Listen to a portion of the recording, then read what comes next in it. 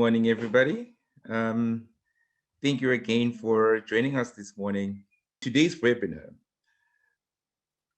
just a brief intro on that. The responsibility of the Remuneration Committee is to ensure an effective remuneration policy is approved and implemented. Shareholders vote on the remuneration policy at the AGM. Today's webinar aims to provide guidance on how best to engage and understand who to engage with on the vote taken at the AGM so that meaningful feedback can be received. This will ensure that the remuneration policy can be improved. Now, the best possible outcome would be to land on a definition of how and when engagement has taken place and how dissenting votes can be identified. Now, for today's webinar, we are very fortunate to have two renowned experts from the King Committee on this particular subject. Dr. Mark Bassin and Martin Hopkins. If you guys would turn your cameras on now. Thank you. Thank you, Mark. It's Mark's birthday today, and he and we just had to play some Coldplay for him, you know, one of his favorite songs. So I'll leave everybody in the capable hands of Martin and Mark. Thank you. Thank you very much. Thanks for having us, and good morning to all attendees and delegates. It's absolutely stunning to see folk from almost all over the Southern African continent, and welcome to all of those, and welcome to all of you too. So if we can go to the next slide. The way we've decided to split it up is that I'll do the problem statement and the opening scenes and a bit of around how do we know if we've engaged. Thank you very much for all the birthday wishes. Thank you. And Martin will talk more about currently what is happening currently. So either one of us could have spoken on either topic, but we thought that would be a good way to split it out. So setting the scene, we got a very, very interesting inquiry from the JSE and indeed from a lot of corporates saying that you're asking us to engage with shareholders and stakeholders and institutional investors. And how do we know if we can tick the box? How do we know that we have engaged? So there's no easy answer to that. It's not like a yes/no thing, and this is when you can tick the box and say yes. But let me share some thoughts with you and the journey. Next slide, please. So what exactly is Principle 14? So those of us in Qatar and Botswana, you may not apply King there in those countries, but at least it's the gold standard for many, many countries. And Principle 14 asks of the governing body to ensure that you remunerate fairly, responsibly, and transparently. And if you take what you need to disclose in your annual financial statements and in the remuneration report, the three bullets there in front of you, if you did get, let me call it a no vote, you know, more than 25% dissenting votes, you need to disclose with whom the company engaged, the manner and form of engagement, and the nature of the steps taken to address legitimate and reasonable objections. And that's there for a reason. Some people just reject and say it's too high, or it's too much, or it's too this, or it's too that. And there might be some very, very good reasons for that. So by way of answering the question, how do we know if we've engaged? Well, the first thing is that you need to disclose how you engaged and who you met with and how you met. Next slide, please. The whole notion of stakeholder apathy comes into question. The companies say we tried to get hold of folk, but we couldn't get hold of them. And they hide behind the proxy advisors. The proxy advisors are there on behalf of the institutional investor. And we put out a SENS notice. We say, let's engage. And we get a lot of shareholder apathy. So there's frustration on both sides. You could say that the companies are frustrated, and you could say that both most of the institutional investors are also frustrated. So what would have happened if there was very, very good stakeholder engagement in the 2008, 2009 crisis? Well, yes, you can blame the companies and you can blame the executives, but many are saying the shareholders have been accused of being asleep. That's quite a strong word, I think, but it gives you a feel for the passion of the subject. Next slide, please. So over the past year or two, this is a PwC study that suggests what do the executives and the boards discuss with shareholders or stakeholders. And Martin's going to talk a little bit about currently today, what happens today, what are we discussing? And there you can see executive compensation is right there. It's in the top 3, and it has been in the top 5 and for many, many years. So nothing has changed. So it's quite interesting because the stakeholders could talk about anything, but executive compensation as a very, very specific subject comes up all the time, and that 37% has increased. So it's gone up. It has increased in importance. Thank you. Next slide.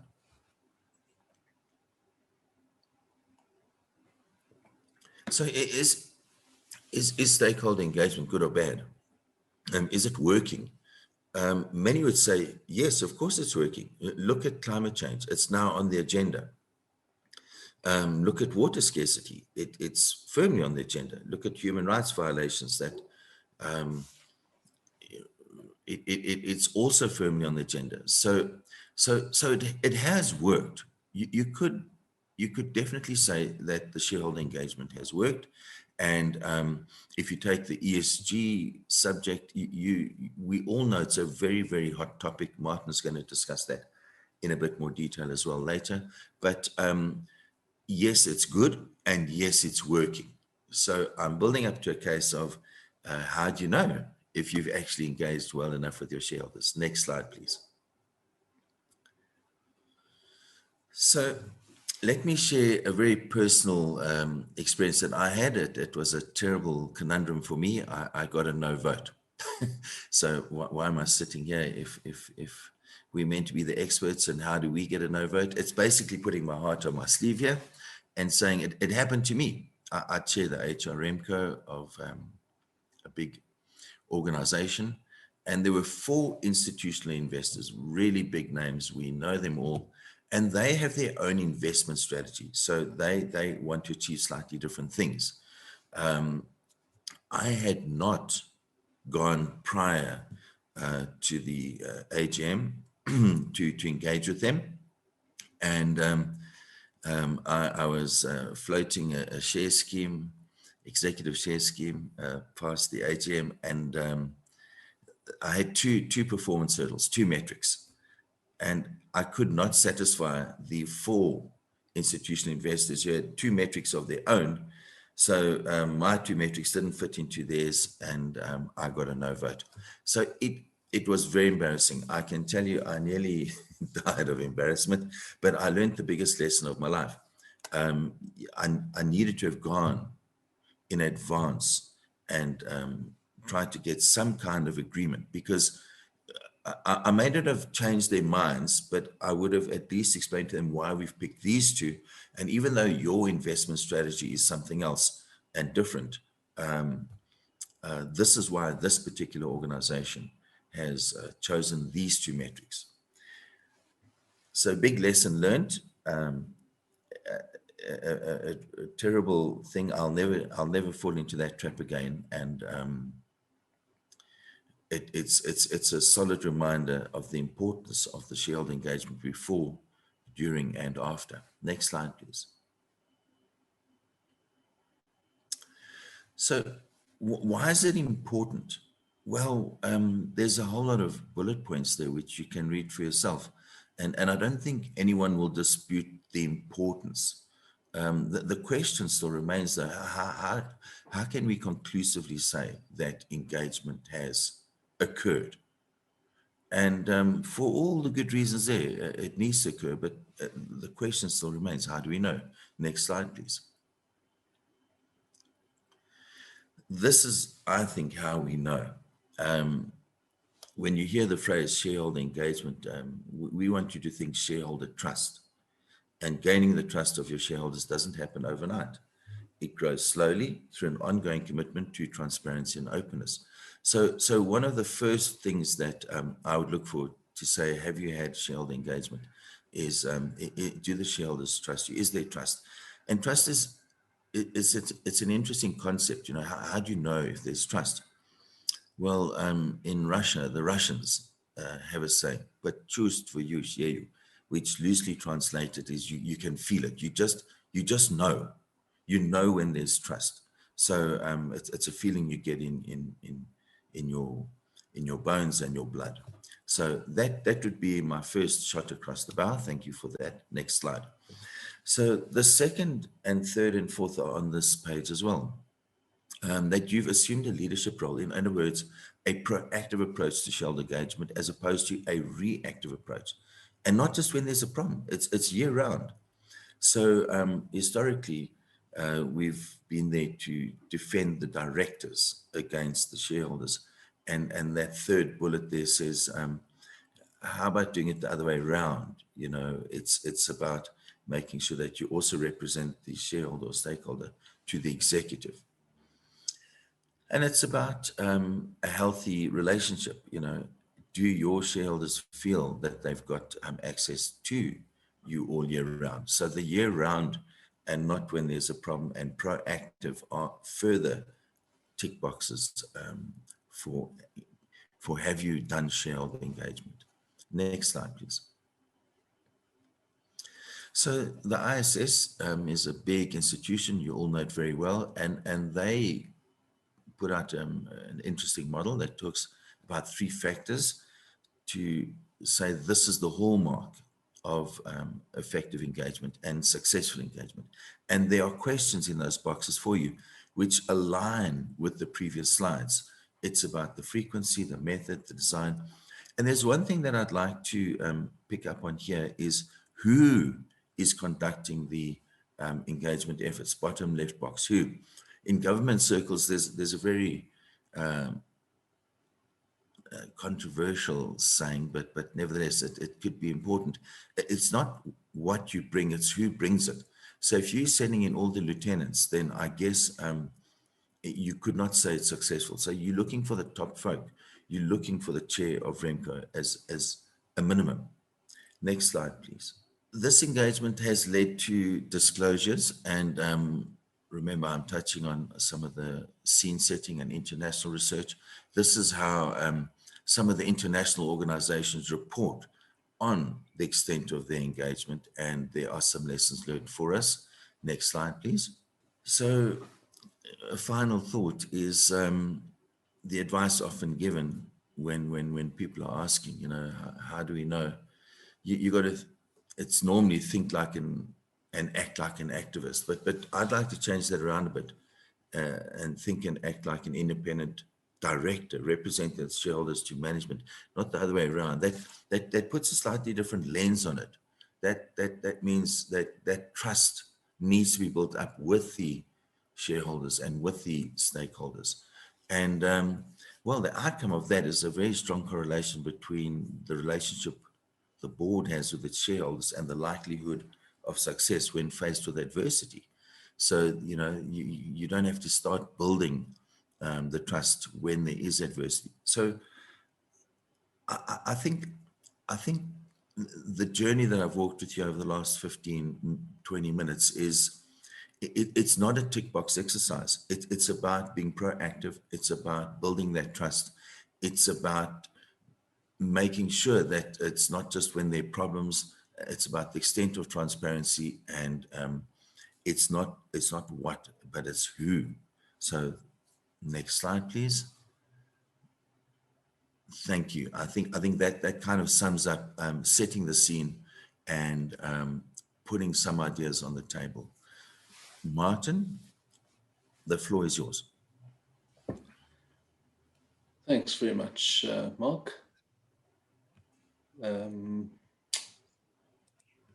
just think the host needs to start my video. I can't turn it on myself. So hi everybody. Very nice to be part of this forum again, and I think we always have very interesting discussions at this forum. So there we go. I think my video is now going. So sorry about that minor glitch. Yes, so just to get to some of the more practical things, if we could just go to the next slide. And I think also wearing my heart on my sleeve a little bit. This is probably the area of Mark and my day jobs where we feel probably the most uncertain. You know, those of you who know me and work with me know that I'm a very sort of principle-based mathematical person. So I like certainty. I like cause and effect. If I do this, then I do that. This is one of the things you're dealing with a lot of people with their own opinions. You're dealing with different investment strategies. You're dealing with all those different issues. So you don't know exactly how people and institutional shareholders are going to respond to what you're doing. There's a core of safe things you can do. I always say to people, this is kind of green flag, this is amber flag, and this is red flag. So in the two diametrically opposed quadrants, the things that I know are very clear. If you do a return on capital condition that's in excess of your cost of capital and as a reasonable premium, you're pretty damn sure to get that passed. If you have a total shareholder value, total shareholder return condition that's in excess of the index or the median, tick, pretty much everybody will be happy with that. If it maxes out at the upper quartile or a premium of about 6 to 8% per annum, you're pretty safe. In the areas where what I'm thinking about these days, between the rock and the hard place. So for example, you have some really major retention issues because all of your share plans are now underwater, and you used to have great lock-in. Now suddenly, immediately after COVID, you don't. And people are coming for your top executives and your top talent. They're dropping like flies. Then that's a big issue. So what do you do in that case? Most institutional investors will say they don't like retention awards to the top of the house. They're quite clear that that really don't like it if you change your performance conditions or the nature of your awards midstream or in flight. But if the directors of the company feel that's absolutely the thing they have to do and they do it, then you are probably going to get quite a big negative response against your votes. So just going through some of those talking points. Understanding your shareholder is a big thing, and that's where there is an easy thing to do. Most of the large institutional investors, and certainly the big proxy voting body that Mark mentioned, the ISS, Institutional Shareholder Services, and other big ones like Glass Lewis. Locally, you've got folks like Avior. They will give you their voting policy, and they will say, if you do this, we are highly likely to vote against things. So in other words, if you invest below median, if you give large retention awards without very good reasons, if you give large increases to your executives without very good reasons, we will vote against it. Obviously, they're always caveated with the fact that you can motivate, but you're always in the amber flag area. And sometimes you can motivate till you blue in the face with your heart on your sleeve, and they just say, no, we don't get your argument, we are voting against. Or in the case of the proxy voting agencies, they recommend a vote against. And the likes of the ISS, once you've got a bad position from the ISS, you are probably going to be in trouble with your votes. A lot of the US shareholders have to vote in a sense with ISS, except they've got to go to the risk committee and give very good reasons why not. UK investors will generally vote with the ISS recommendations, and increasingly in South Africa, you also find them going with ISS. So understand where the big institutional investors come from. We know who the big guys and girls are that are managing 300 to 600 billion rands worth of assets, and they generally have policies in the public domain you can look at. And as Mark said, you really should know who your key analyst is looking at you. And there's the other leg of the institutional investors, who the governance person, the governance police are as well. And sometimes that's even another source of confusion. You could say your lead analyst, who's the mining investor, for example, is happy with what you're doing, but the governance expert, who is a little bit more purist and doesn't always listen to anything out of the comfort area, they require a vote against that. So read them, ensure that your remuneration proposals align as much as possible. As I say, sometimes you're between the rock and the hard place. You know the theory, and that's often my and Mark's job and the other advisors out there to say, these are the tram lines, you're safe in here. And health warning, if you paint outside of these lines, you're probably going to be in trouble. But we are in this realm at the moment of non-binding votes, and sometimes directors will say, listen, in terms of our fiduciary duty, we believe we've got to do this, and there's a lesser risk of having the lower vote against our policy.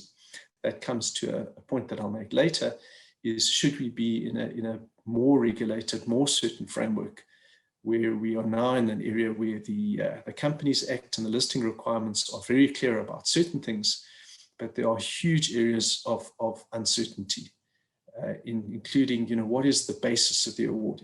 Does that mean what you considered when you made the award? Does it mean what the award is after it's made?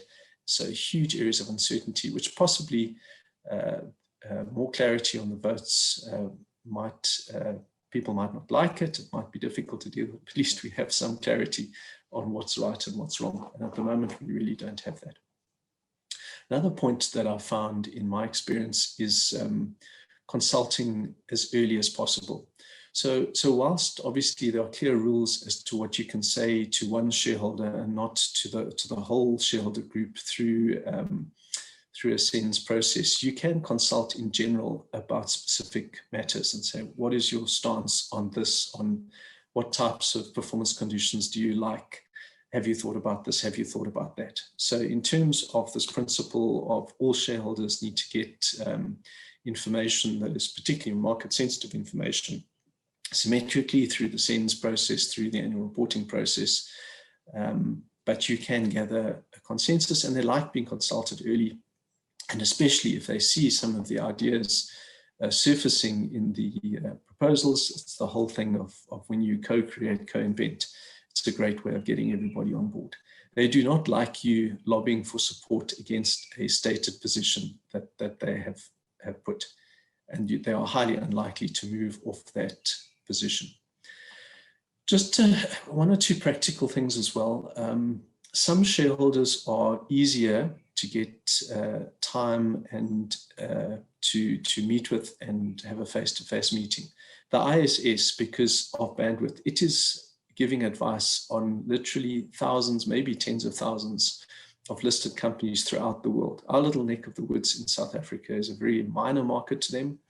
And the big markets of the US, UK, Europe, etc., will be their prime areas of focus. And even here, there are hundreds of companies that they are giving input on.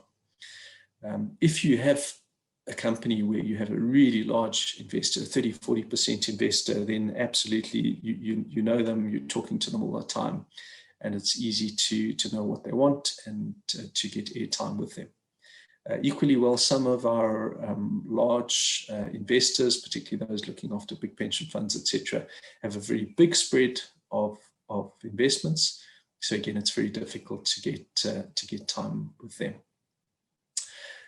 A good point that one of my colleagues on the King Remuneration Subcommittee said, that this is one of those areas of human endeavor and of level of work, if you like, where you are dealing with uncertainty. If Mark and I, after 20 years of doing this stuff, are uncertain and feel a little bit vulnerable from time to time, how much more folks that have only had a few years of experience at this. And when you're dealing at an area of uncertainty, strategy, strategic formulation, complex problem solving, which those of you who do job evaluations and the HR streams will know, that's really where you're starting to get into the higher pay grades. This is a pretty high pay grade thing. And what do you need to do? You will not get absolute consensus and complete resolution of a conflict. You're always going to be dealing in this area of resolving conflict and coming up with compromise. And I think now, deep into my second decade of remuneration advice, that's my clear learning. There's always compromise on these things. You have difficulties with board members, with executives, and with shareholders who don't have some area and room to compromise. There are always places where you cannot compromise. And in my own approach to reward and remuneration, which I try to be very principle-based, there are certain things which are absolute principles, and I will never give a supporting opinion on anything like that. Then there's an area of uncertainty, grayness, where you could say, look, generally, I wouldn't go here, but in this very specific context, and provided that this is key to your strategy and you can get buy-in from your investors, your board, your stakeholders, that's your call. I can't contradict you there, but be prepared. This is in this amber area where it's going to be difficult. So be prepared for that area of conflict and compromise. Understand where the shifting points, where the wriggle room, if you want to call it that, is in your proposal. And sometimes these things shift and change right up to the day of the AGM. I've learned a bit about corporate governance whilst you lock and load your prospectus, things go into that, the hard-coded resolutions. Actually, they're things that can be raised and dealt with right at the last minute in the AGM that the chairman can raise and the voters can vote on. And also you can put some last-minute changes out through SENS. There's all sorts of interesting and weird and wonderful ways of getting the final decision and accommodating key stakeholders' dissenting views or alternative views. So those are some of the points. And then I've probably had more experience of the dreaded no vote than Mark. I don't, and I'm not allowed at this stage to chair any remuneration committees, but I advise a number of them. And as advisors, you often called in to help when there are problems, not when things are going swimmingly well. So when you are in the upper 90s, you probably don't need a Mark or me to help. When you've had a crash below 50 or even below the 75, that's when things come in. And often you're in those difficult areas, exiting CEOs, tough performance, COVID, those are things where you have to paint outside of the lines. Or what I'm dealing with some companies at the moment, some really quite exciting and innovative ways of doing reward, which I think are pretty cool. But because they're not conventional, haven't been done before in South Africa or sometimes even in the world, you might get a no vote because it's not conventional. It doesn't look like something that people have seen before. So just in terms of what happens when you do get this, as I call it, the dreaded no vote, which is more than 25% of the voting shareholders voting against. Remember, it's not every shareholder, it's of the percentage of shareholders that vote. And abstain is a vote that does count, I believe, as well. So as Mark's eloquently described, King 4 and in fact now the listing requirements require compulsory consultation with dissenting shareholders. And indeed, one of my colleagues on the King Committee said, look, sometimes you don't know who the dissenting shareholders are and who the happy shareholders are. So in fact, you've just got to really consult with everybody, just in case they might be dissenting. So you have to do that. Now, what people always used to do is, when we first came to deal with this, is a communal call. Everybody was invited to the call, and everybody basically said nothing on those calls. And the communications we've had from shareholders said they don't like them. You're going through the procedural stuff, so you're ticking the boxes. You can say you've consulted, but that's not what we call a consultation. So what they're demanding and require is some form of one-to-one, point-to-point consultation. That doesn't necessarily mean, in the good old pre-COVID days, sitting in a conference room face-to-face. It sometimes means, and it's quite effective, to have point-to-point confidential email correspondence. And that might even be to the point of saying, look, we actually consulted a lot before we went into this meeting. We know what your views are, so we don't have to have another meeting. I just confirmed that these were your views, and if anything has come to light, please let me know. So one-to-one correspondence with through the office of the company secretary, with the Remco chair, with the head of reward, that's generally fine. And this must all be recorded and reflected back, generally in the next remuneration report.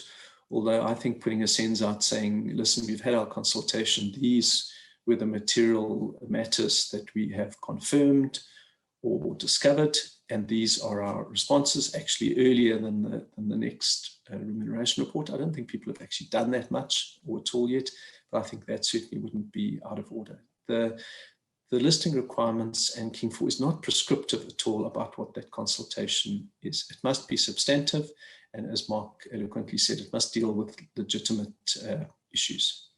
And these days, I have seen one or two companies who've had dissenting votes actually say, listen, on this day or these 2 days, the Remco and the Remco chair is making themselves available, and we will have half an hour or 45-minute Teams or Zoom slots with you. So in fact, we've discovered this technology over the COVID times. It means we don't have to fly up and down to Cape Town to see all the Cape Town asset managers. We can do it from the comfort or discomfort of wherever we happen to be. So I think that's opening up a new form of technology. It needs to be confidential. You need to know that the people that you're meeting with have a mandate to be there and a mandate to represent the views of the institutional investor. Otherwise, there's a lot of flexibility. Basically, the one learning point is the big conference call they don't like. Correspondence these days by secure email, and the Teams meetings are better. The one point we discussed with the representative from the JSE on the King subcommittee is, shouldn't there be a platform where you are required, if you have a no vote on this thing, to actually note why you're dissenting? There are a lot of practical issues around doing that, although it would be great if there was some kind of secure platform where institutional investors or security holders can be registered onto with all the rights and requisite securities, and that they can lodge their dissenting views as they do it. But I think there are some practical issues around that, but certainly I think an idea which is worth continuing. Could we move to the next slide, please? So just what are some of the current shareholder hot topics that I am seeing? This thing of malice and clawback, that if something really bad happens, and one can define those things as trigger events, they're generally material misstatement of your financial results, and of course the metrics that govern your short-term incentives and your long-term incentives. If those were wrong, you've just got to fix them and actually require folks that are subject to this policy to pay back what's been paid. Huge conduct issues, major environmental issues, huge fatality issues, those all need to be scoped into that, and investors require clarity on that. Minimum shareholding requirements of skin in the game, that they like executives to build up certain levels over certain time periods, generally up to about 2 times for the CEO, 1 times for the rest of the executives, and you get about 5 years to do that. So that's certainly something that investors are now liking. The first 2 are quite common and have been chatted about in the last 2 to 3 years. This third bullet point, post-termination holdings, of when you get to leave the company, you don't have sell all your shares the next day and say, over to you, that you are required to sell down gradually and gently, generally over a 2-year period. So it means there's succession in place. You're not leaving or passing a hospital pass to the incoming management. They really like that. ESG measures, as Mark mentioned, those are really, really coming to the fore. So carbon reductions, greenhouse gas, water usage, all of those sorts of things, safety, health, etc., really, really coming up quite a bit. COVID-19 adjustments have been a big area of discussion and conflict. I think everybody understands that this is quite a force majeure, possibly black swan event, and that it's fair to look at such adjustments. But then there's also the solidarity argument, is that many people are suffering intensely, and executives receiving the same sort of pay as they always had is socially unacceptable. So lots of discussions about that, and some of the really huge drops in votes have been about some of the adjustments to long-term incentives in particular. Retention awards, the other form of that is, okay, we're not going to change what's happening, no increases, no bonus, no LTIs vesting, but we are going to make some specific retention awards. There certainly are reasons for doing that, and directors and REMCO members really feel they're doing their duty, protecting the talent of the business, doing that in the leadership. But a number of institutional investors and the ISS don't always buy those arguments. Certainly executive exits, payments made to exiting CEOs, particularly if they're viewed as large, and particularly if they're viewed as that the executives failed the company strategically or by business decisions, then there are often bad votes there. And then it's quite interesting, if you see the remuneration policy getting a reasonable vote, but the implementation report getting a horrible vote, that's often a diagnostic of a very specific thing, either a large increase that hasn't been justified or a large exit payment. So I know a couple of big companies in town are fairly bruised from those sorts of matters. And I think just one of these continually ratcheting up things, disclosure of STI and LTI performance measures and targets. These days, if you don't disclose certainly your LTI measures and targets with a great degree of specificity, you're in trouble. LTI is the next bleeding edge. They certainly want you to disclose the measures, the weightings, etc. They would like you to disclose, when I say they, institutional investors and other stakeholders would like you to disclose the targets in advance, the way we do for LTIs, but that's often commercially impractical or untenable. You might be signaling something to the market which your competitors will seize on and use and abuse. So therefore, the next best thing is in arrears. Once you've the year's closed, that you disclose your targets and how the formula or the methodology for getting to the rand value has been done. Okay, let's go to the next one. So just in closing, my input into this, just to get the creative juices flowing and people thinking before we go to quite a substantial Q&A section.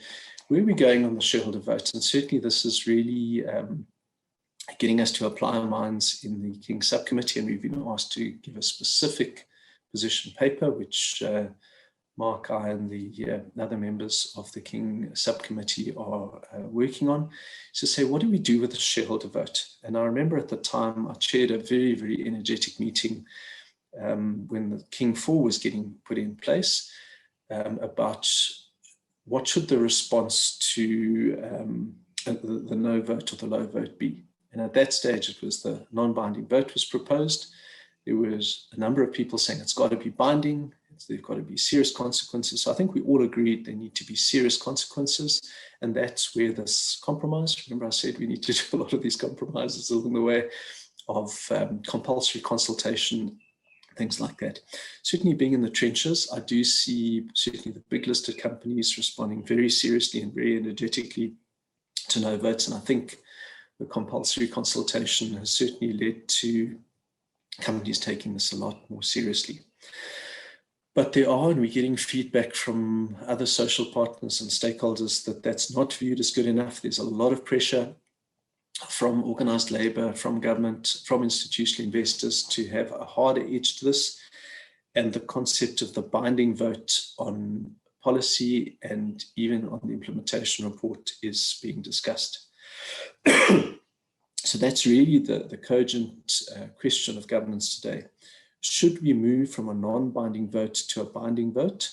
And should that be on the policy, and separate question on the implementation report? And what should that threshold be? when you're going to binding, the consequences are just so much more hefty and significant that in many markets like the UK, the pass mark for that has dropped from 75% to 50%, or the no vote from 25% to 50%. What are the consequences of no votes? There's things being mooted, such as what happens in Australia, that if a Remco gets 2 no votes in a row, that they must then step down from the Remco. I believe it's not step down from the board. That's a completely separate process, but to step down from the Remco and then be replaced by other poor, unwilling members of the board who then have to step into the breach. So the appropriate response, and I don't want to prejudge this this very detailed process that we're going through. So we're being considered, it's being considered by the King subcommittee. That paper will then go to the broader King committee and will get digested there, and then will emerge probably from that process. The things that we're taking into account are that there is no global consensus on this in the developing world. The South African Ward Associations kindly run that survey for us. So on the one hand, we get the likes of the UK. You have a binding vote on policy, non-binding on implementation. But we have the whole of North America, US, Canada, who are very much in a similar realm to us with a non-binding vote. In Europe, some of the countries do, some of them don't. In the developing markets, I think the likes of Russia, interestingly enough, have a binding vote. How that actually gets implemented and what they disclose about remuneration is another thing. Maybe they just go with that sort of feel-good thing, Mark. Can't quote you Russian, but that process, I don't know. Australia isn't in the binding vote area, but it's in this 2-strike rule. So we obviously are starting to form an opinion, but we are trying to listen, engage what's happening out there. As I say, we've done this desktop survey of what people have done. We have, the IOD has surveyed institutional investors, so that information's in, and we're considering it. And I do understand that the IOD is going to put out a position paper on this so that you can all see factually what did the institutional directors say. So concurrently at the moment, there is a survey in place, and I'm sure all of you who are master reward specialists and chartered reward specialists via SARA and the remuneration committee chairs, who I see a couple on this call as well, I'm sure this has hit already via the company secretary's office. There are a couple of elusive, both company secretaries and Remco chair contact details. So if you haven't heard and you are a Remco chair of a top 100 company, or you know one, please get them to contact the ID and give us your contact details. Very, very important that we listen to as many people as possible. So we're asking for the views of the Remco chairs. We're asking for the senior remuneration professionals. We've defined those as the master reward specialists and chartered specialists, and we are formally gathering their view. Just 2 data points that we intrigued with is the UK approach of a binding vote on the policy with a 50% threshold. Non-binding vote on implementation report seems to work. We're engaging with some of the senior folks in the UK on this and getting their input. They said, yeah, it was traumatic at the time. I think it was 4 or 5 years ago that we went into it. But it's settled down, it's reasonable. And I think the big thing is it's then clear. It's clear that the policy is binding.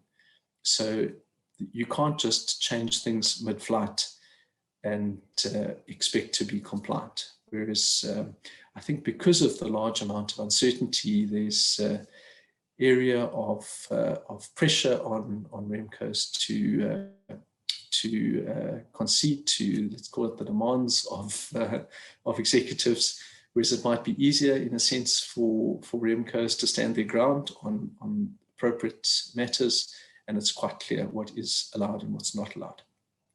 And that position will be drafted, and this is being done, as I say, in consultation with both the IOD, who's hosting this session and puts out great papers of its own, and the South African Reward Association. And then they'll clearly have to go to the main committee, get mandated or changed or rejected, whatever happens at that level. We know that's a redoubtable decision-making body of its own. and that will come into the public domain.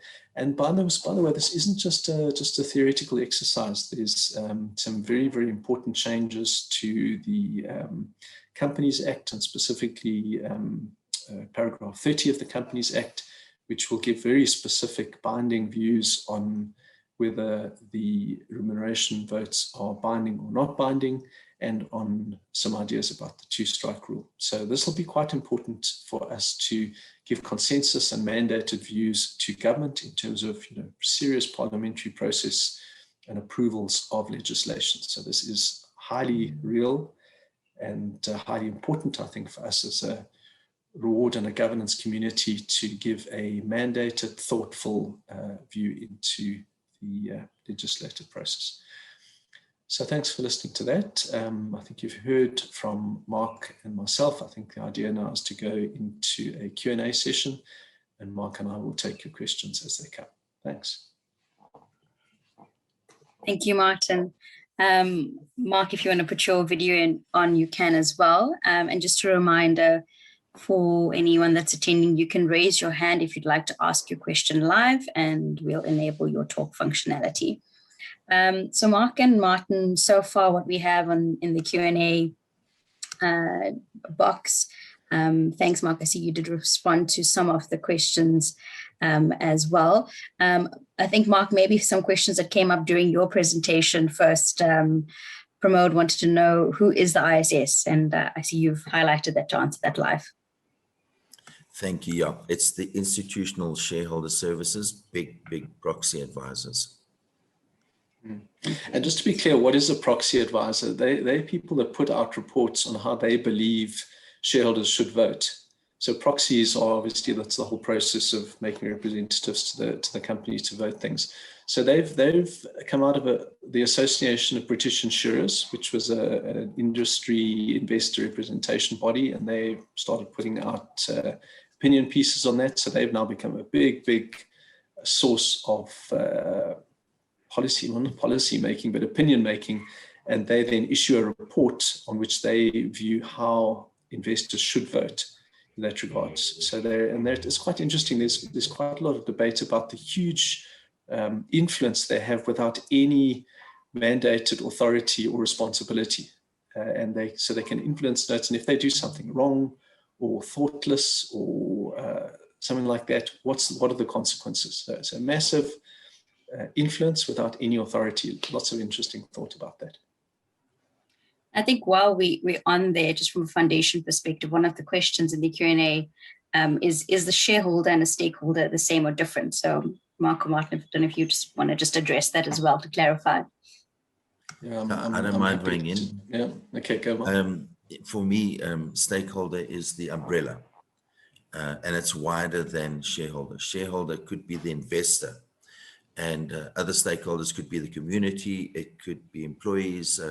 So for me, stakeholders are wider, but they are often used interchangeably by some folk. This particular talk is on shareholder engagement, but I think we need to engage a bit further than just shareholders. So sometimes I'll use the word stakeholder, but good question. Thank you. Yeah, I think it's quite clear. Shareholder is the ordinary shareholder in the company who gets a vote. Stakeholders are all the other important groups. So your employees are stakeholders, your customers are stakeholders, the community at large are stakeholders, unions are stakeholders. So everybody gets to be consulted these days. And there's a profound philosophical question. Are we about shareholder value creation, where shareholders and monetary value is a proxy for everything else, which was a strong movement, certainly out of the US, get the shareholder value right and everything else follows. Or what's emerging today is no.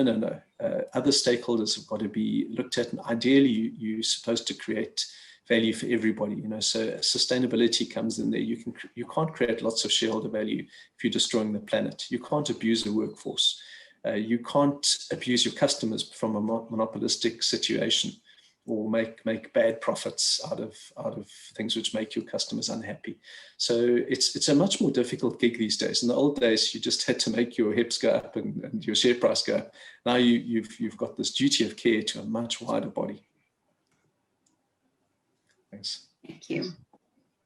So there's a couple questions around how do you deal with the shareholder or institutional investors? So one from Shalami is, firstly, thank you for the insightful presentation. A question she has raised specifically to Mark is, as the governing body, how far do you go when you assume a leadership role to meet shareholder expectation? And Jeremy had a question around, how do you deal with institutional investors who have a different investment mandate or philosophies that are often conflicting? So I think maybe those two go together. They do. Thank you very much. So starting with Jeremy's is a bit easier. Jeremy, it was very tough. I can honestly tell you, because after I got the no vote, I went and engaged with the 4 big institutional investors. They're well known to all of us. It's the names that we all know. And they said, look, this is our investment strategy. So I had to then spend a lot of time explaining what the company strategy was and get them to think in more around that, yes, we needed more cash, and that's why we had this measure. And I wanted to ensure that the company executives were very focused on generating more cash. They then realized that, yes, we needed the cash so that we didn't have to go and borrow more money.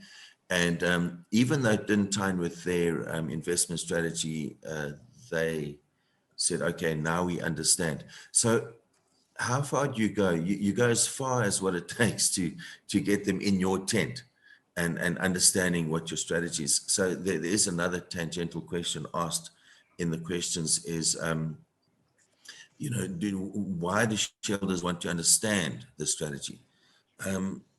It's to the advantage of the company to get them to understand the strategy, because very often the metrics that you pick in your short-term and long-term incentives are to drive that strategy, or there's a problem in the company that you're trying to fix and you want everyone to focus on it. So if they don't know what that strategy or the problem is, they're just going to blindly vote no. So that answers that one. The other one is, how far does the Board of Governors go? Gee, the governing body. Thank you very much, Shalami. I think that's if that's probably the question of the day. I think a phone call, oops, we couldn't get hold of them, or an email, oops, they didn't reply, is not enough. I think one really has to go that extra mile to make sure that you have engaged with them and spoken with them. So it requires, with some, a lot more effort than others. So that apathetic shareholder or the shareholder apathy partner is very tough. But as tough as it is, one doesn't stop trying. And the reason for that is that you need to report on who you engage with and how. And that narrative is in your next remuneration report, and it needs to be compelling and it needs to be robust. And that's what I think institutional investors are looking for. Let me pause there. Anything to add from your side? No, I'm happy with that answer. Okay, I've got Piladi and Kahiso waiting or their hands raised. So Piladi, you can ask your question. Sure. So my first question is to Martin. When Mark was talking, I was under the impression that the engagement that we are talking about is just with the institutional investors. But then when Martin was talking, it sounded like it's all investors. And if it's all investors, how does a company with 1,000 small shareholders do that kind of engagement? And then my second question is for Mark. Just in terms of the no vote that you got, what were the 2 investor matrices that you missed? Or if you are uncomfortable about, telling us about those 2, even though you didn't tell us what the company is, can you give us examples of investor matrices that has led to no votes in, other companies? Thank you. Yeah, thank you. So look, there's a degree of pragmatism. So, and I'm sorry if we used institutional investors and shareholders interchangeably. I mean, the actual listing requirements in King 4 doesn't actually prescribe that you can only speak to institutional investors. Actually, every ordinary shareholder, even if you have one share, you are permitted to give your views, and you're permitted to speak at an AGM, which you often get people with only one share who have serious lobbying matters to discuss do that. So theoretically, you've got to listen to everybody. That can be practically dealt with by putting out a SENS to say, listen, if you are a dissenting shareholder and you have an issue, please email the company secretary. You can put out a broad SENS to do that. What Mark and I are really talking about in terms of this intense dialogue is the face-to-face meeting, the one-to-one meeting, where you either over a Zoom table or a virtual table or by email or phone actually speak to one of the big asset managers around who are representing lots of pensioners and shareholders in the background. So just practically and pragmatically, whilst the directive is to speak to all shareholders, it's a materiality issue. And some shareholders hold 5%, some shareholders hold 0.0001. I mean, legally they could say I have a voice, but practically you speak to the big ones. How much is enough? If you have a very broad shareholding, sometimes you can only get to 30 or 40%. Sometimes with 5 to 10 shareholders, you can get to 80%. So I would say in terms of serious consultation, speaking to up to 10 shareholders and really, really listening to the big shareholders is fine. Otherwise, just gather the consensus and see the commonality. One's got to look at all of these things and say, these are all about, have got a thematic aspect to it. So one might be retention awards, one might be changing performance conditions, one might be conditions not being tough enough, one might be the pay gap I see between the CEO and the tea lady, those sorts of things. So hopefully that answers your question. Pragmatism and materiality has to come to the fore. No, thank you, Martin. So the second question is, could I share just a bit more how it all happened? So I can't disclose the company, of course, but I can give you examples that'll demonstrate very clearly what happened. We had two hurdles in the long-term incentive scheme, and the two hurdles were, for example, EBITDA and earnings per share. And there were very, very specific strategic reasons why we put those in, even though they might not be the top 5 when you do benchmarking and salary surveys. The usual ones are total shareholder return and things like that. So we submitted it knowing that it would help everybody if the executive focused on those two things. So institutional investor 1, afterwards, when I went to go and talk to them, they said we would have expected return on capital employed and we would have expected earnings per share. So the earnings per share one tick they liked, but they didn't like the EBITDA. Institutional investor 2 was total shareholder return and return on capital, ROC, as opposed to ROCE. Number 3 was return on equity and total shareholder return were their 2 preferred metrics. And number 4 was EBITDA and total shareholder return. So we couldn't fit our 2 metrics into their investment strategy. So how far do you go is another question in the Q&A. How far do you go in letting the institutional investors override you? Well, if they're going to keep giving you a no vote, that is quite serious. So you go far enough to engage with them to the point where they understand what your strategy is, why you've picked those metrics. And even though it might not fit their investment strategy, they understand what it is that you're doing. And you hopefully will not get the no vote next time around, which is exactly what happened. We stuck with the 2 that we had, and the next time around, it sailed through and it got through absolutely fine. So yeah, the lesson learned was going that extra mile in advance and making sure that in advance you've got everybody on board. And it takes a lot of time and a lot of effort. It really does, because you have to set the meetings up. You have to. It's not a 1-hour meeting to tell someone. And some of these institutional investors are quite young, to tell them about the business strategy and why you're going for that. So. A big lesson learned, and I don't want it to happen to me ever again. Thank you. So sorry. So a very quick follow-up question from me for Mark is, How did you get that yes vote? Did you convince them of the business strategy, or did you try to change your remuneration metrics to their investor metrics? Thank you. No, great question. So I've got two examples in the one that I'm talking about now. We convinced them of the strategy. So loans were just going out of control, and there just wasn't enough working capital in the business. You know, we had to pay off the loans. We had to get the working capital up. We had to conserve cash. The costs were completely disproportionate to the revenue.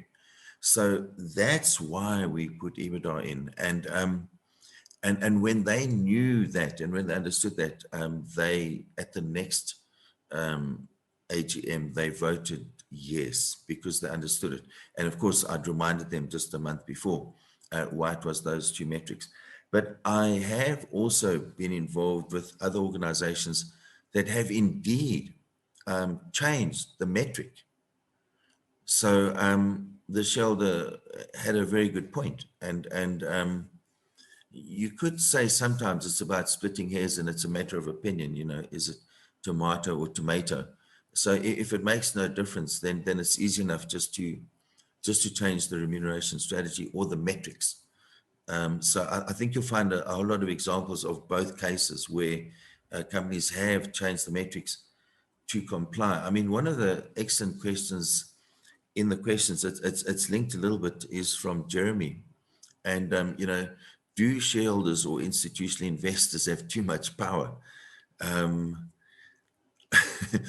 think you'd have a lot of people agreeing with you there from the board of governors point of view and the Remco chairs. But I think you'd have a lot of shareholders and institutional investors saying, hell no, you know, these companies just don't do anything. We need more teeth. And that's why we like some of these other international models where the votes are binding as opposed to non-binding. Let me pause there.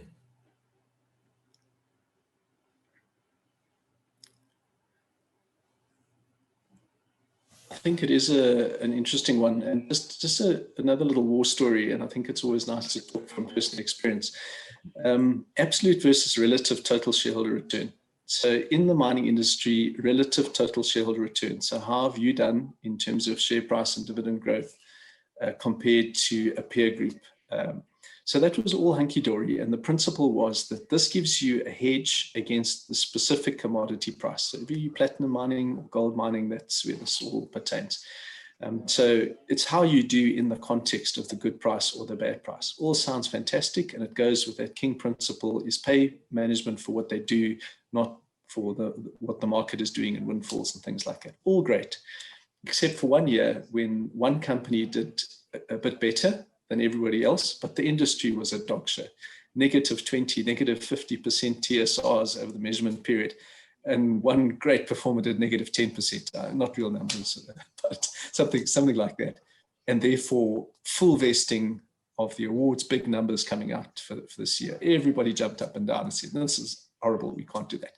So then we swung the other way and we said, okay, we'll have absolute total shareholder return. So you judge us against how we've performed against our cost of capital. Shareholder return probably against the cost of equity. And then they came back the next voting season and said, no, now you just, turkey's flying in a blizzard, you know, boom, you do well, bust, you get nothing. So where did we land up in a couple of those companies? So it's not one specific company. We went half-half. We said half absolute, half relative. Hey, is that a compromise? And there have been no great dissent since then. So I think that shows you the adaptive learning. There's no perfect answer. One's right in one context, one's right in the other context. So hey, 50-50, the great negotiator's solution to things. And same about many other things. Return on capital has its advantage, but it has its flaws. HEPS growth has its advantage, has its flaws. Should we be looking at nominal GDP? You know, that a lot of investors said CPI plus real GDP. Yeah, great, except when 1 year you have -8% GDP and then plus whoever knows, you know, and you're an acyclical company, which doesn't actually track GDP in the first place. So all of these rocks and hard places and compromises, the adaptive learning of try this, listen, but it's difficult because you don't have a real-time line of sight. In the shareholder power thing, the whole reason of the agency theory and the delegated authority to a board of directors is you have a relatively small group of people. You can sit around in the table and yell at each other and come to a compromise and a solution. There are too many shareholders. There are thousands of shareholders. You cannot effectively rule a company and govern a company by shareholders. So you have to have some way of getting the agency of a group of wise people who you trust to run the thing. Thank you. We've got Kahisa also, who's on the line. Kahisa, would you like to ask your question? Okay, thank you. Thank you very much. Thank you to the speakers. Very insightful views here and very, very practical. I've got two questions. My second one could have largely been answered, but the first one is in respect of retention awards. Given the global competition for talent, South Africa has always been on the back foot in terms of trying to compete in terms of remuneration. But against the COVID background, what kind of challenges are we seeing in terms of not being able, or rather being able to justify these retention awards? Because there's been quite a lot of flight of expertise. That's the first question. The second question is that I think in the first presentation, we were advised rather see yourself as not defending management to the shareholders, but expressing to the shareholders, expressing to management what the shareholders want. How do you strike that balance? Because I see the likes of ISS, for example, being a law unto themselves. They're really becoming like the rating agencies. And we know what happened with the rating agencies pre-global financial crisis. Everyone took their word for as the way to go, and we had a crash. And now I'm wondering, is there no problem here of the likes of the ISS wielding way too much power, and the companies not doing what they have to do, but trying to satisfy these big shareholders? Thank you.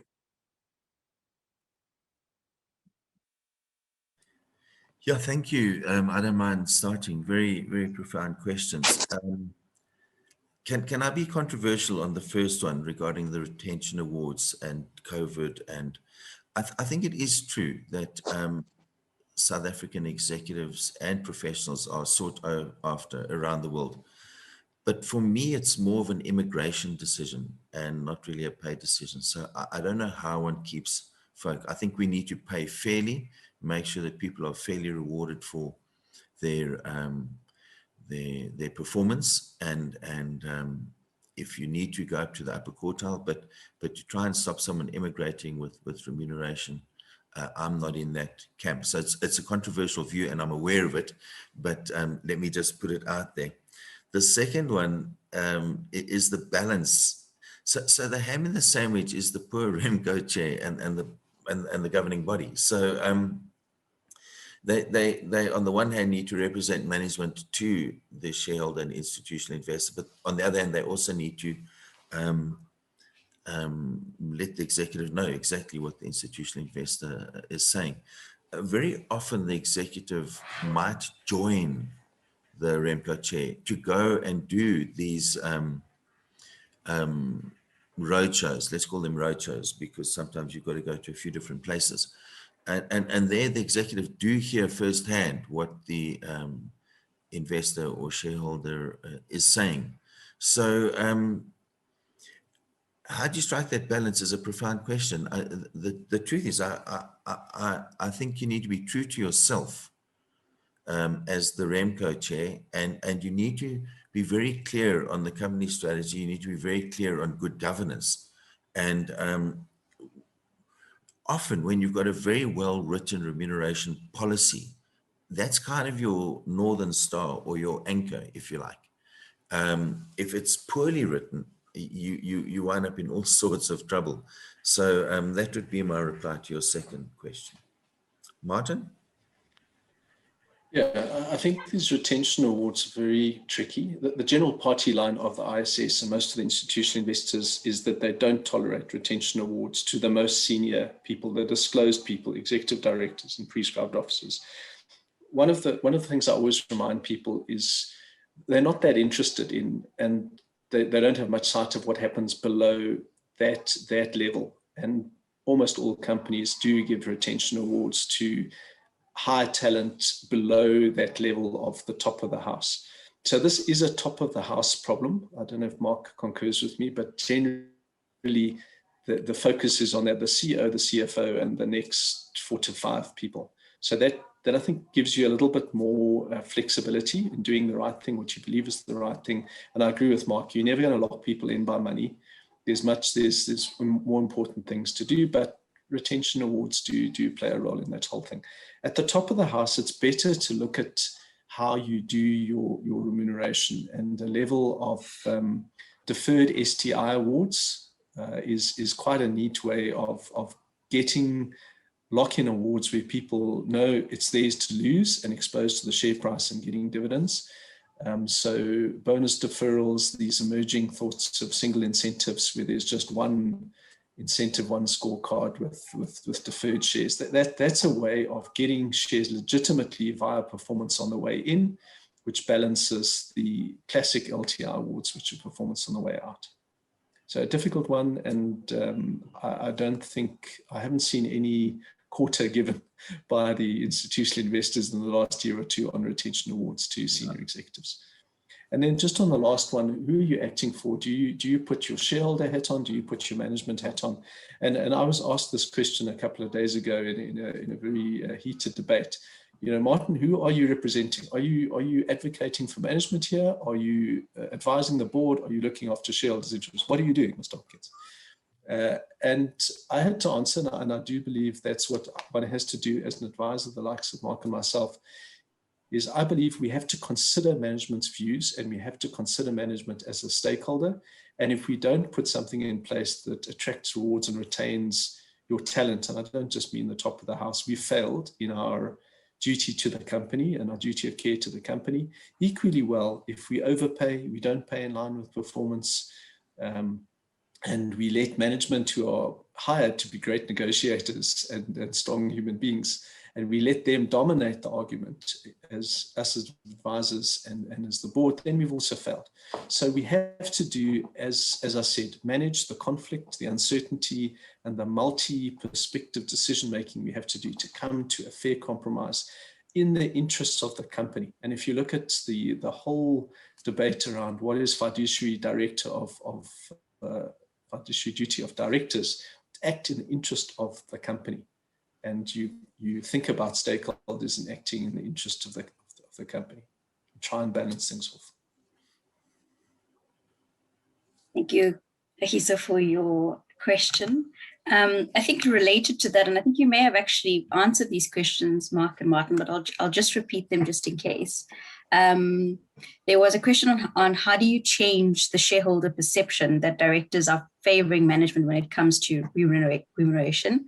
And Clive has the advent of shareholder activist or activism changed the thinking around remuneration. So I think that linked to what you were discussing now, and you may have already touched on it. We have. I wouldn't mind weighing in on Clive's question. How's the advent of shareholder activists changed the thinking? I think it has changed the thinking. And I know of 2 instances where the CEO preferred not to accept a bigger percentage pay increase, which was going to be positioned as a market adjustment, and preferred not to accept a massive bonus. So this person obviously had a fantastic year. And the reason is that this person did not want to go in front of the activists at the AGM and sing for their supper. So you're always going to get 1 or 2 folk where they don't care what the activist thinks, they don't care what the advisor says. But I do think 1 or 2 swallows don't make a summer. I don't think it's pervasive. I think most folk really do worry about going to that AGM and having a bun fight there and being humiliated, or making the headlines of the newspapers. So it has worked, Clive. I'm convinced it has worked. Yeah. There are quite a few other questions on the Q&A that I think we might need to look at. Would you mind if I just take Sure. a few of those and maybe divert a few to Mark as well? Just on the wage gap disparity, that's something that I'm very engaged with at the moment, Jeremy. And so we're giving input to some thoughtful processes. Booza's running a project, Nedlac's running a process. There's the EEA4 form that we have to put ratios into. So there's a huge amount of focus on this. And the first thing is, how do we report it? Is it the Palmer ratio? Is it the Gini coefficient? Is it the boss to the tea lady ratio? Absolute top to absolute bottom. Is it paid, single figure of remuneration used, or is it the on-target remuneration?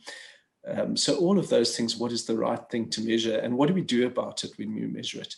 So in terms of an absolute cap, which is your specific question here, first of all, my understanding, I may be wrong, that there is no absolute cap on remuneration in London. There's a cap under the CRD4 regulations on that the incentive remuneration can be no more than 2 times the base pay. So what's happened, base pay has gone up by 2 to 3 times. And there's no absolute cap on the total remuneration. Unless I'm wrong there, Jeremy, maybe you can just send me a quick message on that. And I think putting an absolute cap is difficult for a couple of reasons. What is the absolute cap? Because we all know remuneration 101. Most people on the call know about remuneration.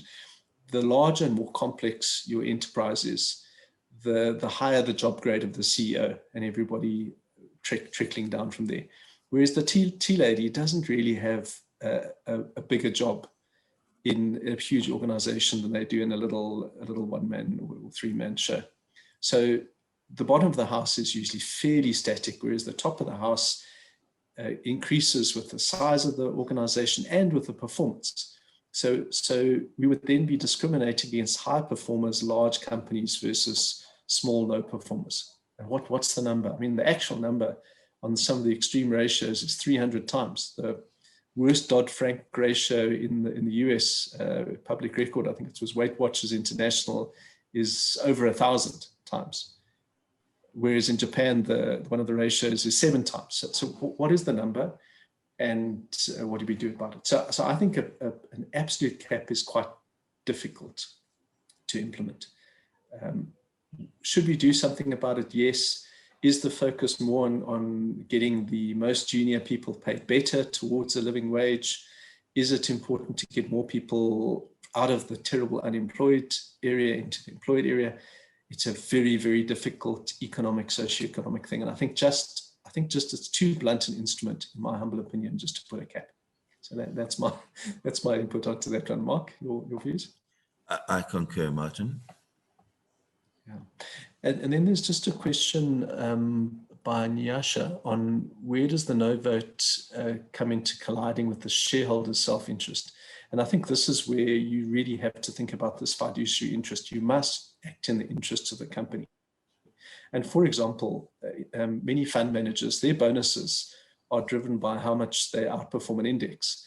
So just cynically speaking, it's no surprise that there was a lot of pressure for relative TSR when these things first came out, because, hey, the thing that was driving the CEO's bonus was also driving the fund manager's bonus. And apologies to all fund managers who may not be on this call, but that's where there's a bit of a narrow self-interest.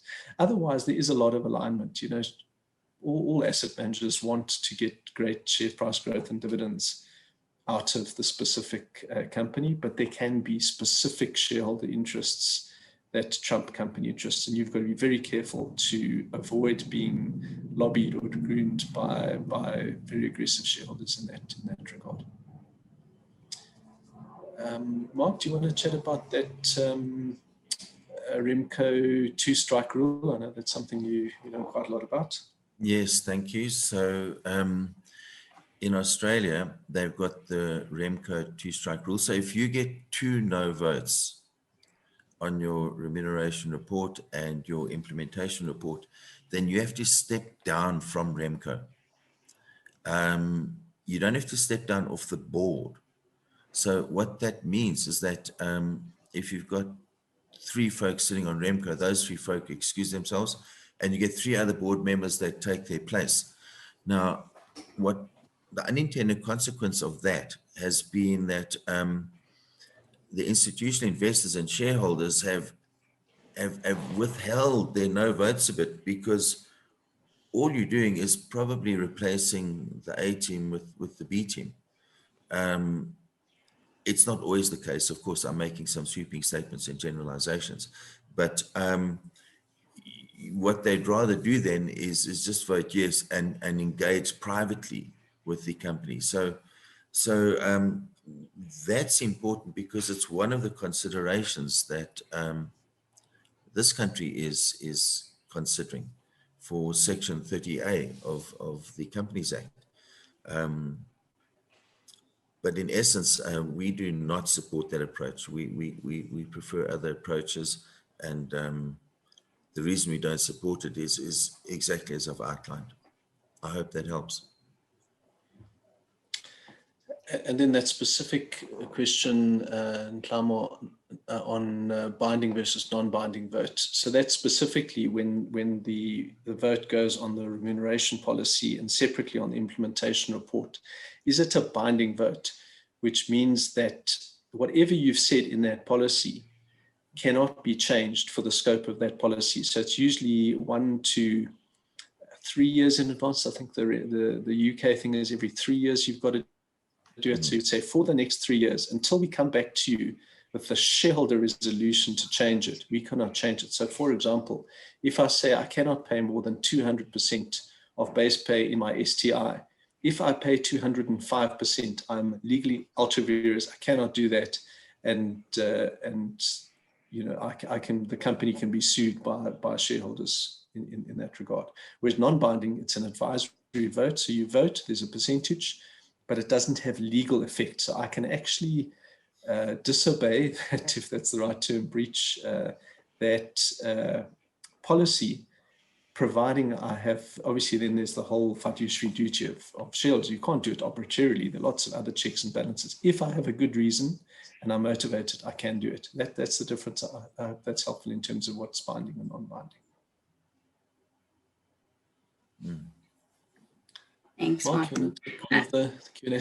Yeah, well, Vikesh, you want to direct us? Sorry, I'm taking over chairing this so you can spank me. No worries at all. Well, there's only a few more questions that I actually left on the Q&A, and we still have a bit of time. So shall we just go through them from just top to bottom and just make sure we've answered everyone's questions? So we've got one from John, who also posted in the chat.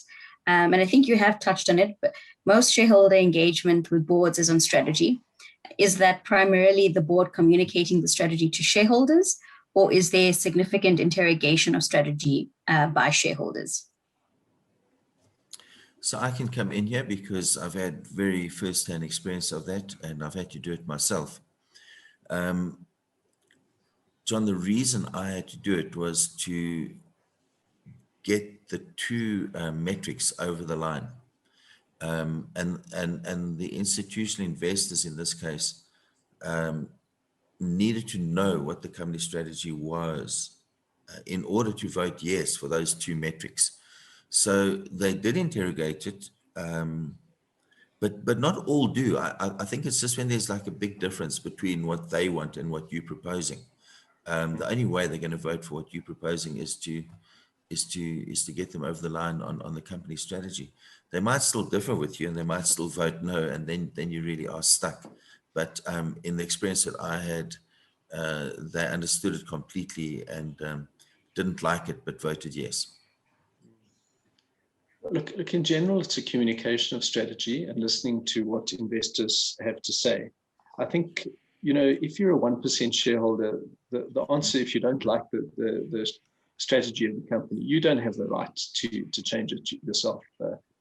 But to be quite honest, sell and buy another company who you think has a better strategy. You know, really the CEO is there for the duration, you could be there for a day if you're a day trader.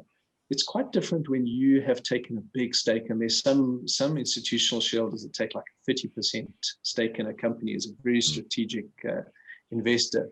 So let's say something's happened and the share price has gone down quite a lot. So they're sitting on a loss.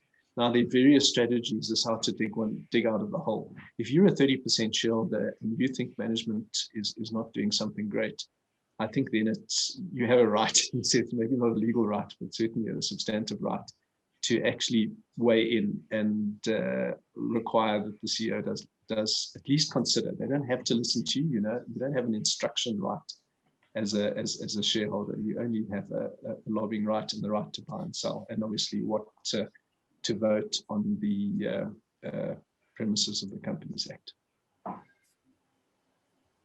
I think that talks a little bit to a question asked earlier that we may not have answered fully enough. What happens if there are 1,000 shareholders? You can't go and talk to all of them, and that's right. I mean, you put them on your spreadsheet, you sort them from high to low, and you start with the big ones, the ones that really have a big stake in the business. There's very difficult to reach 1,000 folk. Probably from 900 onwards, or even from 950 downwards, you're probably doing it via email. I think Martin mentioned the key there is the materiality. It's who's your material stakeholders. Exactly. Can I answer this one about Remco and social and ethics? I think it's a very interesting one. And there was something drafted that there was a requirement for the Remco to consult with social and ethics, which came out of I think it was probably the King 4 draft at one stage. That said, I think on some of these matters, when you're talking about pay gap, inequality, the living wage, those sorts of things, inequality, there's a very, very strong overlap between what the Social and Ethics Committee should be looking at and what the Remco should be looking at. So there, I think there needs to be overlap. Maybe the Remco needs to have a joint sitting with Social and Ethics on an informal basis. This isn't a formal thing, but just to hear what the thinking is in terms of the social and ethics matters. And those of you who know me well know I'm a bit of a club ball on the subject of this economics and ethics of pay, because I am quite passionate about the market having a certain level of freedom to operate and let human ingenuity and energy create cool stuff and shareholder value and economic and other economic value. But I think the untrammeled enterprise can be dangerous and even evil. And I was reminded in a book I read that the Dutch East India Company and the slaving companies were perfectly legal listed companies at one stage. So profits and legality are not a substitute for ethics. So just on that, I think we have to remunerate economically. We cannot pay our junior people too much. We can expect them to generate economic value for what we pay them for, in excess of what we pay them for. We cannot pay our top people too much either. They must be paid in line with the market. But we also, as much as many stakeholders would love us to, we cannot dramatically reduce what we pay executives very easily. If you do that unilaterally, you just cannot attract the people that you need. And one of the things, I think great talent and great leadership really does move the dial. If you see what some key individuals have done through companies, created hundreds of billions. I mean, look at even coming out of the Naspers and the processes, which are driven by relatively few personalities, R1 trillion worth of value, zillions of jobs, and that's the balance. And I think that's why we need a Remco to have the mandate to look at Rem, social and ethics to look at ethics, but at some stage, economics and ethics come together.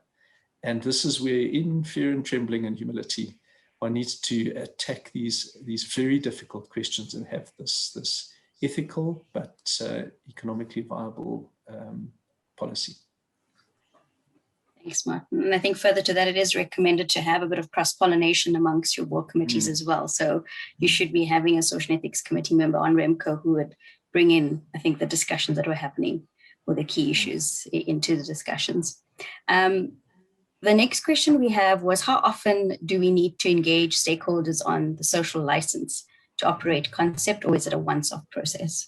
I don't mind weighing in here because in my slide.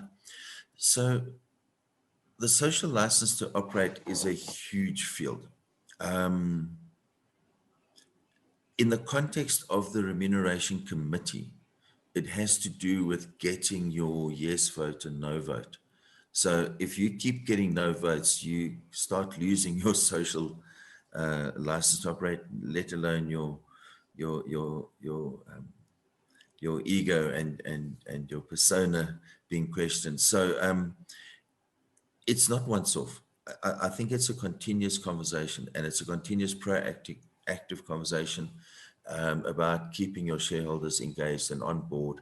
And like one of the sentences in my slides, you know, if they're on board and you're engaged with them, when you hit a crisis, it's much easier to go forwards. Excellent. The last two questions is on, can we comment on whose interests the REM committee is acting in, the interest of the company or the interest of the shareholders? Yeah, I think I did try and address that. My understanding, and I'm not a company law expert, is your fiduciary duty is to the company, and shareholders are one of the important stakeholders in the company. So you have to look at that, but you have to look at the, and I know that the likes of Mervyn King and many of the IOD discussions have been quite intense. But my understanding is we land on duties to the company.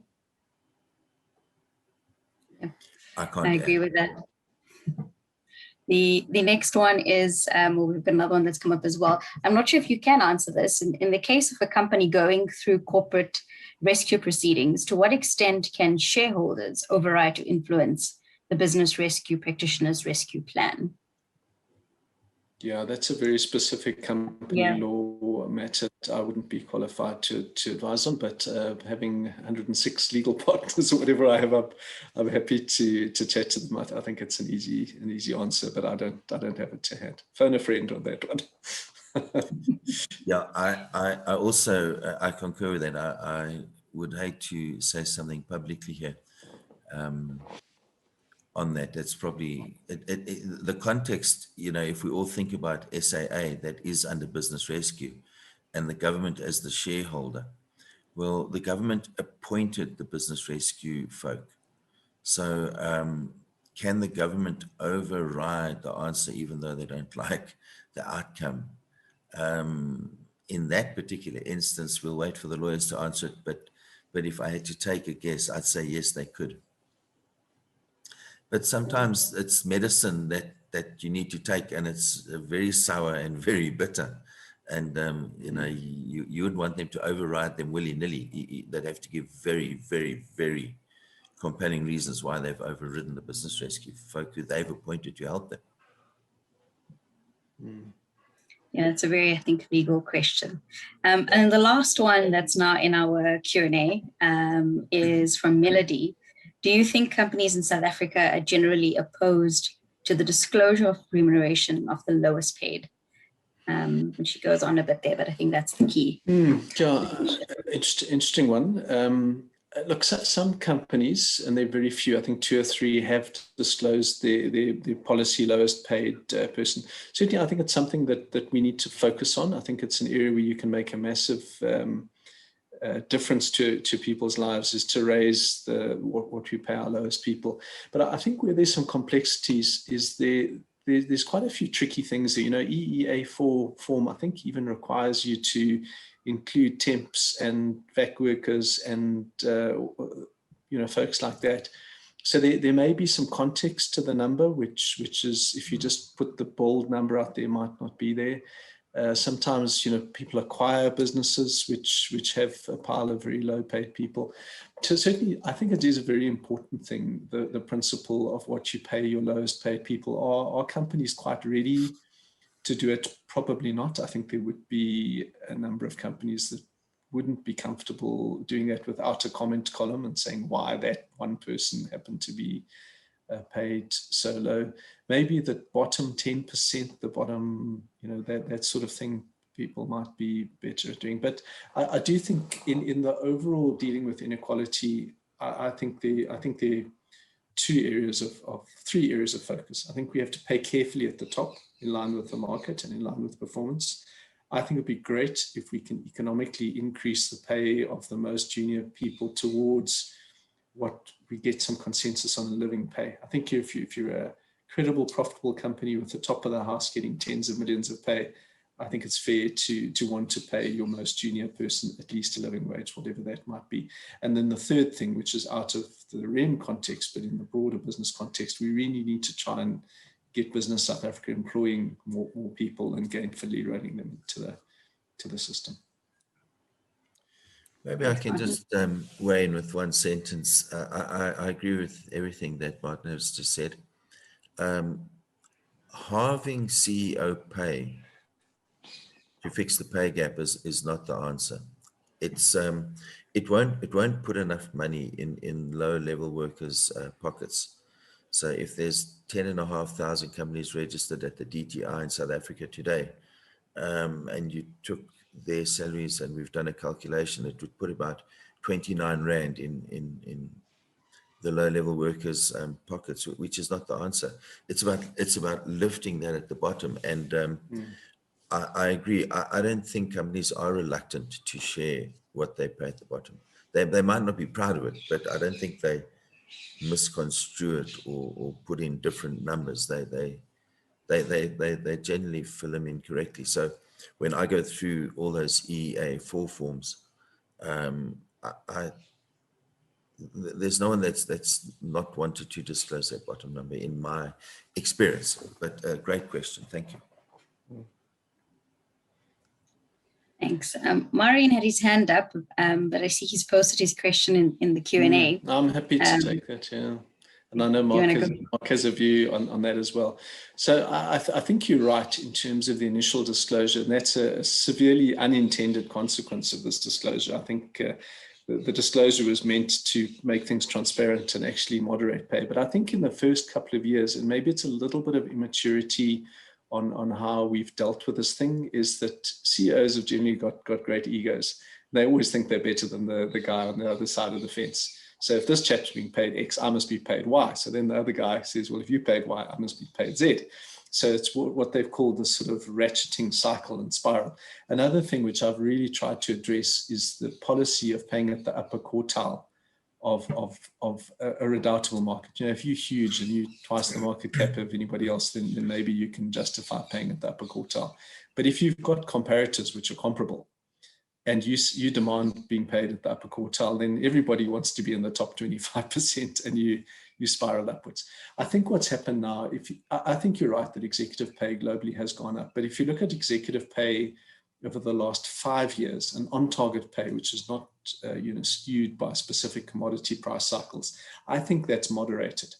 And I think the massive focus on pay for performance and pay in general, and the likes of me and Mark, I think, contrary to popular opinion, actually try and rein in executive pay and get them to pay at a credible market-related median, not the upper quarter. I think it's reined it in to some extent, and I don't have great stats to back it up. But certainly we used to see higher than inflation increase even for the base pay of CEOs, let's say in the mid to late 2000s, whereas in the last decade, we've seen inflation or even a percentage point below the general management and workforce REM increases for the top of the house. So I think a bit of maturity has come in. I think it's moderated to some extent, but it's still a look over the shoulder, and I think I'm better than you sort of thing, which does come to mind. Well, no, thanks, Martin. So it's a great question. There have been a lot of academic papers. So in the universities, they ask the question, are salary surveys inflationary? You could extend it to your question. Is putting your CEO salary in your remuneration report inflationary? Because if I'm a big bank and I put my salary in there as 10 million, and some other big banker sees that, they say, well, I'm bigger than them, my footprint's bigger, or our returns are better, even though we're smaller, we need to earn more than that. and that puts a lot of pressure on the remuneration committees. So I think initially it did lead to the pay gap being bigger, but I think things have settled now that we are almost 10 years into pay transparency in terms of the remuneration reports. But initially, it definitely created bigger jumps. Now the governance has strengthened, and I know a lot of CEOs that are just that don't want to go through the embarrassment of an AGM, as I mentioned earlier. So, great question. Thank you, Martin and Mark. I think just in closing, is there anything each of you just want to say, just as closing remarks based on the discussions we've had so far? I can certainly tell everyone that it's not an easy topic. It's not an easy conversation. There's no one that has absolute definitive answers. We're all walking this journey. We're sharing our experiences, and I think we're heading in the right direction. So for me, I work with trends and directional information, and I think the trend and the direction is fine. So I'm comfortable we're heading in towards the right places. And then I'd just like to thank everybody for attending and listening, and the great, really insightful questions, and to thank all the colleagues in the IDSA and all the colleagues on the subcommittee as well for all the hard work. And it's nice having some of you on screen, and thank you very much. And for those of you traveling, please travel safely and happy holidays. Thank you so much. Yeah, thanks, Mark.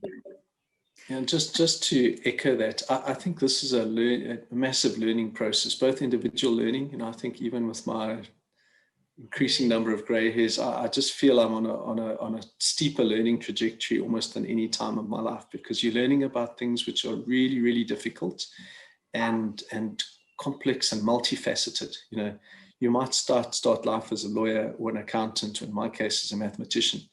But as we become effective in a business role, in a life role, we have to learn about other stuff. You know, I'm having to learn about technically tax, accounting, all of those sorts of things, but even more complicated, psychology, mass psychology, incentives, ethics, those sorts of things, the soft things which I always shied away on in my academic area.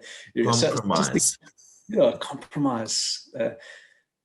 So I think great to have people on this life journey with us. I think these sorts of think tanks, when we get together, we learn, Mark and I, we learn from the questions and the views as much as any of you listening to us old folks pine. But I think it's great. Let's learn, let's grow, and let's deal with these things. These are matters, as I say to many people, of national importance. We have to deal with, and global importance. You know, the sustainability issues, which we're starting to advocate through performance measures and driving performance. We don't get that right, we ain't going to have a planet. Social justice issues, balance between the employed, the unemployed, the junior workers, the middle workers, the executives. If we don't share the cake equitably and in a sustainable and economically viable way, we're also going to have a broken society and a broken economy. So these things aren't trivial, they're not easy. And it's so exciting to be in a role where you can help come up with solutions to these things. And as advisors like Mark and I, people do listen to us occasionally, to be able to form opinion and maybe guide this massive ship in a positive way. So great stuff again. Thanks to IID for hosting these great talk shows. Thanks for everybody. You know, up to over 150 people spending a lot of time, nearly an hour and a half, listening, thinking, feeding into this great debate. So thanks all. I think just one thing from me before I hand over to Julie, who actually works with the King Committee and the forum. So she's going to say the goodbyes and thank yous from our side. But I think it was fantastic to get your personal experiences, Mark and Martin. I think in this webinar today, this made it really real and hands-on, I think, from the members attending. I think that was a great element. So thank you so much for your time from me. Pleasure, Rick.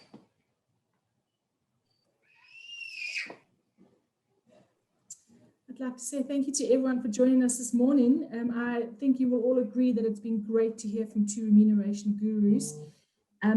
I would like to also just let you all know that we do, Martin forms part of our Remuneration Committee Forum, and we have some great papers that I'd like to share with you, and I'll include them all in the link that Cindy will be sending out to all participants. We would also love to hear your views on the binding versus non-binding vote situation. And we will also circulate a survey for you to complete if you would like to share your views on that. And then please do join us next week. The topic is the social CEO, how social media can make you a stronger leader. And that'll be presented by Damien Corbett from the Social C-Suite. So thank you for joining us. Thank you, Mark. Thank you, Martin. We look forward to seeing everyone again next week. Bye.